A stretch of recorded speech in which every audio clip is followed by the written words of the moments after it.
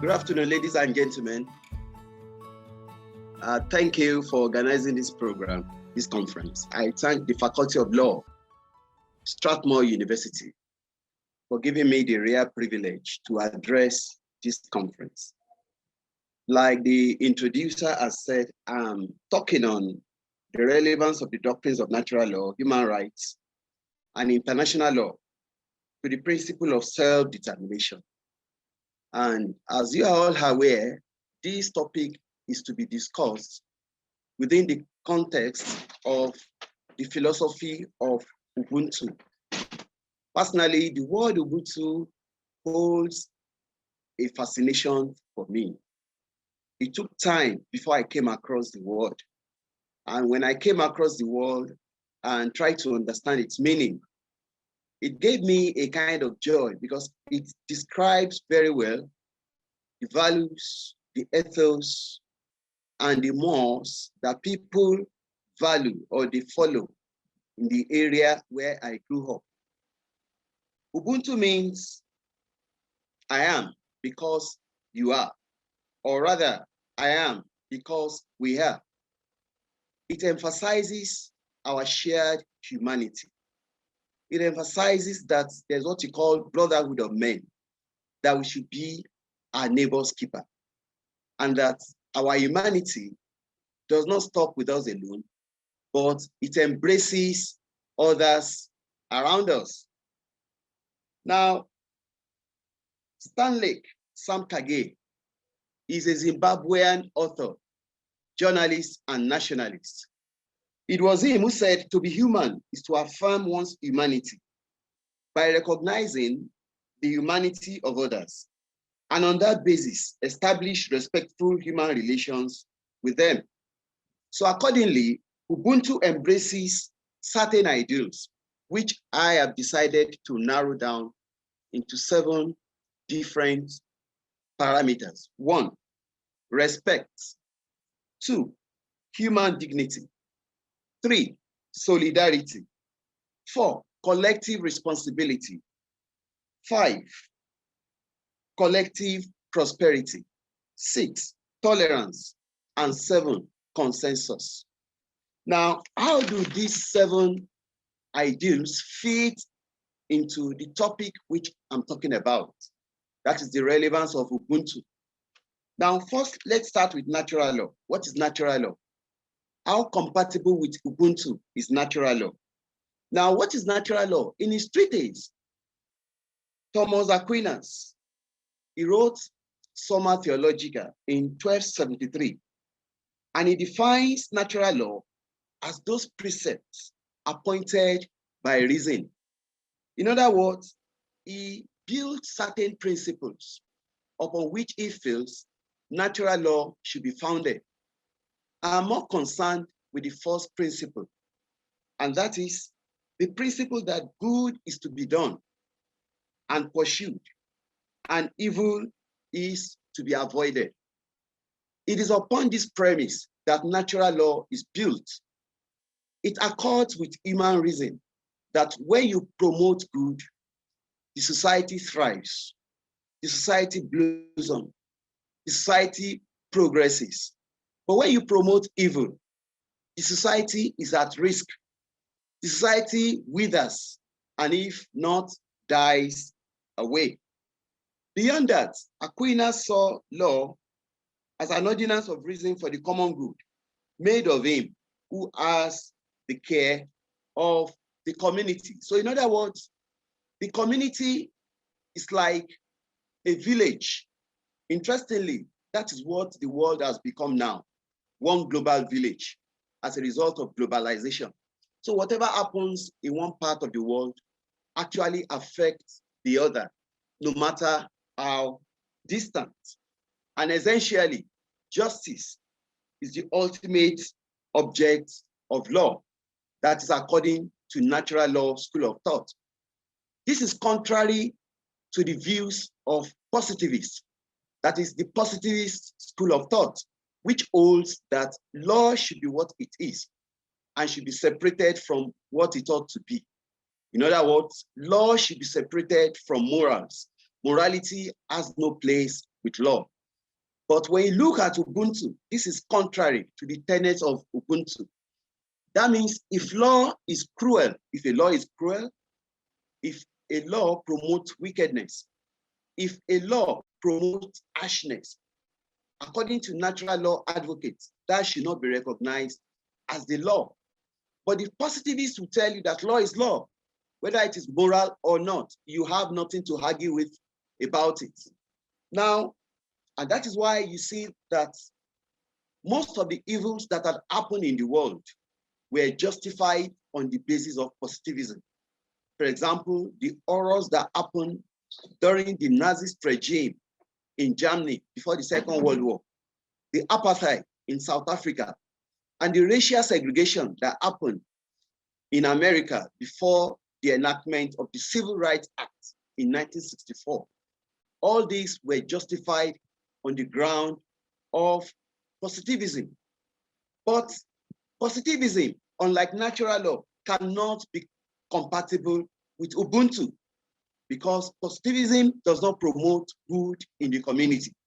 It only promotes selfishness, self-interest, and wickedness. Now, having said that, let me go to the concept of self-determination. What is self-determination? Self-determination is simply the free will of a people in a certain territory to decide their affairs without external influences. But would you call self-determination as a concept a right? Can you say self-determination is a right? What is a right? A right is that entitlement that you possess just because you are a human being. It is a property that is inherent in you. It does not matter your level of education. It does not matter your race. It does not matter your color. It does not matter your religion. It does not matter your culture. It does not matter your language. It does not matter your sex. As long as you are a living being, as long as you are a human being, you have entitlement to these rights. And these rights, they are recognized under the law, not only domestic laws, but also under international law. For example, Article 20, subsection 1 of the UN Charter, Article 20, subsection 2 of African Charter on Human and People's Rights, Article 1 on International Covenant on Civil and Political Rights, and International Covenant on Economic, Social, and Cultural Rights. All these bills, all these conventions recognize the right to self-determination. Self-determination is just one of the variants out of the so many rights that are recognized by international bodies and domestic governments. So, will self-determination now qualify to be regarded as a right? I answer in the affirmative. Why? Because a situation where people live under oppressors, under a government that they've not elected, if they are forced to live in a state where they cannot express their feelings, then you realize that such people do not enjoy the right to self-determination. Now, for example, there are countries in the world where the issues of self-determination is raging. Number one, you have the Western Sahara countries, you have the Catalonia in Spain, you have Crimea in Europe, also Veneto, which is an Italian region. Now, Nigeria too went through this situation between 1967 and 1970, when a 30-month war was fought between the federal government of Nigeria and the southeastern part of Nigeria, which called itself Biafra. Biafra wanted to pull out of Nigeria because they felt they were being marginalized. They felt they were not being catered for. They felt that their political, economic, and social rights were not being recognized. And this led to a large-scale war that raged on for 30 months. Now, the ugly ghost has now reappeared again. It's raising its ugly head. Now in Nigeria, different parts of the country, particularly Southwest, South-South, and Southeast, they are clamoring for self-determination. Of all the parts of Nigeria, only the northern parts is not clamoring for self-determination. And that shows that the other parts of the country have been badly marginalized. The political structure has not been in their favor. The social structure is not in their favor. And that is why they are clamoring for a separate state that will recognize their views, that will treat them as human beings, and that will see them as having the rights which they are claiming. Now, how does Ubuntu and natural law fit into this? If Ubuntu means shared humanity, then it means that no nation or no person or no group or no ethnic region should dominate over the others without their consensus or without their consent. No group, no ethnic group or individual or a group of individuals should decide the affairs of a people without them giving a voice. Ubuntu means there should be shared humanity. You should care for your brother. There should be fellow feeling. You should treat others as your equal. But in Nigeria, this is absent, largely absent now. Currently, you have two prominent individuals who are languishing in jail on account of this question of self-determination. One of them is Nnamdi Kanu. Nnamdi Kanu is the founder of Independent People of Biafra, IPOB. That's the group that came out of the defunct Eastern region, the old Biafra. On the other hand, there's another young man who is also in jail on account of fighting for self-determination, and that is Sunday Igboho from the southwest of the Yorubas. These two young men, they were arrested just because they led the clamor for self-determination on behalf of their people. Interestingly, Nnamdi Kanu was arrested in Kenya, which is hosting this conference today. He was arrested somewhere in Kenya towards the end of last year. Both of them are in jail now. So the question is, can you have Ubuntu philosophy, blossoming or thriving, where people cannot ask for self-determination, where they do not enjoy the right to say they want to rule themselves without the interference of others? Now, self-determination can be categorized into two: the internal self-determination and external self-determination. The internal self-determination has to do with the right of the people to govern themselves without outside interference. That means in such a state, there should be political participation, free and fair elections, democratic governments, good governance, and public accountability. In Nigeria now, that is largely absent.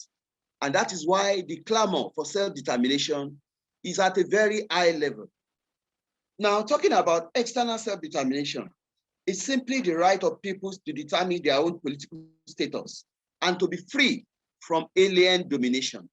You know, this actually is talking about imperialism and colonialism. Thankfully enough, the era of colonialism and imperialism in Africa has long gone away, long ago. But then you have the second phase of colonialism, and that is where African leaders, they are treating their subjects, their citizens, as if they've been colonized, as if we are still in the days of slave trade, when humans were badly dehumanized, their rights were badly violated. They cannot be economically empowered because the leaders are greedy, they are selfish, they are more interested in themselves and their cronies. Now, when you look at all this and you juxtapose it with the philosophy of Ubuntu, you realize that Africa has a long way to go. Nigeria has a long way to go.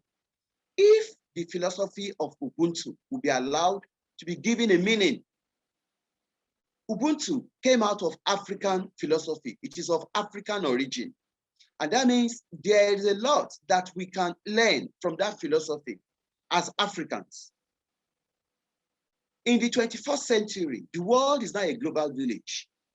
Information technology has transformed the way we relate with ourselves. It has transformed the style of government, the way we trade, the way we do commerce, the way we interact among ourselves. So that means if Ubuntu is brought to occupy a place of pride in the way we do things in Africa in this 21st century, definitely there will be much progress.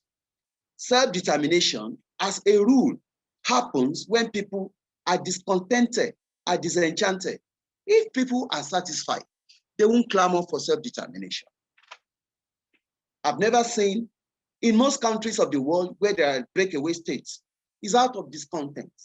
And this discontent can be well taken care of if we adopt the philosophy of Ubuntu. Thank you very much. I'm very grateful.